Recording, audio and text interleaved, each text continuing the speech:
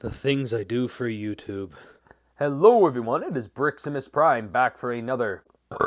Today I'm going to be reviewing the Ghostbusters Plasma series Mini-Pufts from Ghostbusters Afterlife. Anyway, let's just get right on in by starting with the packaging.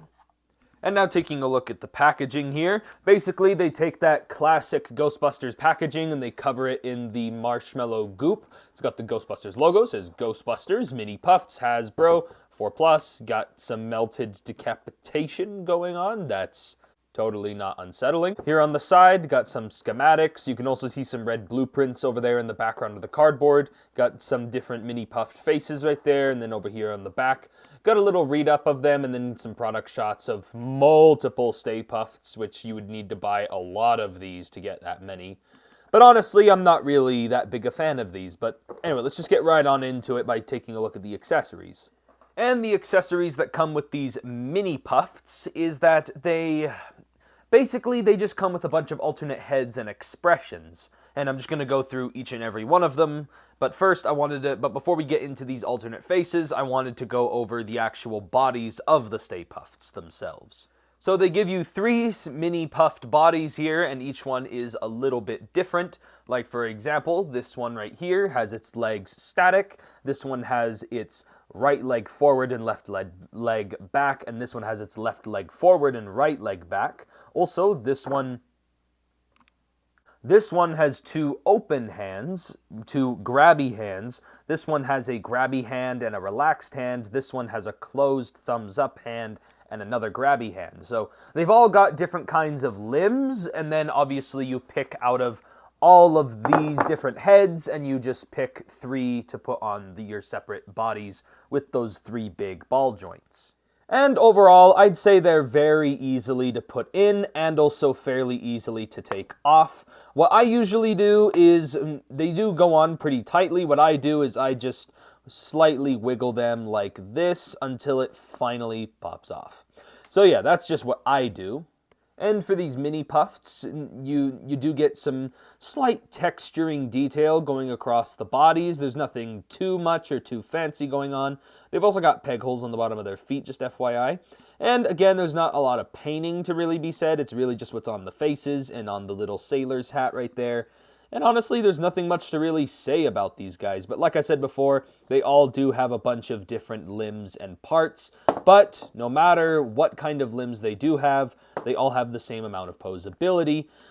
The head can swivel from side to side. That ball joint in there can also, if you shift it up, not fully take off the head, but you can allow for some head pivoting, and you can have them look up and down, like so. And that's really it for that. And then the shoulders just rotate like that. That's on all of them. And yeah, these feet are just completely static, so it kind of makes them feel a little bit cheap. But anyway, that's it for the articulation. So honestly, if I'm being completely honest, I'm not really a big fan of these things because they are accurate, yes, but my main problem is that they're more like glorified Halloween decorations more than they are actual action figures, because they are very static and not very playable. I mean, they seem more like a little Happy Meal toy. Like, that's literally what they feel like. The plastic quality and everything just feels very, not necessarily cheap, but it just feels like there wasn't a lot of budget really put into these figures, and it definitely does not justify the price point Hasbro is asking for these. As for the different head expressions, you get a happy face with an open mouth that is staring up. You get just a neutral happy face. You get a really goofy face with the tongue sticking out. You get this very devious maniacal grin. This kind of makes me think of that one meme. You know the one I'm talking about. You also get this shocked/surprised face. Or this face also kind of looks like someone just got really roasted and he's all like, oh! And then this head is my favorite because I just love how disapproving his face looks. But as much as I like this face, the only thing that I feel like these Stay Puffs are missing, I would have liked to have seen maybe a Stay Puffed angry face. But I just think this looks so funny. He's just not amused. Here are the Mini-Pufts with the only other Ghostbusters Plasma Series figures I own. The Plasma Series Wave 1 Peter Venkman and the Winston Zedmore from Wave 2. And here they are with my Transformers Ghostbusters Crossovers Ectotron figure. You know, hint, hint, wink, wink. So yeah, these Mini-Puffed figures seem a little bit big, especially in comparison with some of the other figures that I've shown off, but these figures are actually meant to be to scale to the actual sized ones that appeared in the movie. Yeah, I'd say they scale pretty well with a real human being. Also, just a quick side note, the little Mini-Puffed guys here actually kind of look like the Pillsbury Doughboy. And that is basically it for my review on the Ghostbusters Plasma Series Mini-Pufts. And yeah, basically, I'm not a huge fan of these figures, especially the price that I paid for them. Honestly, I feel like I paid a little too much for these figures because they're not really action figures. The only thing that's bordering them between a Halloween decoration and action figures is the fact that they come with alternate heads and parts.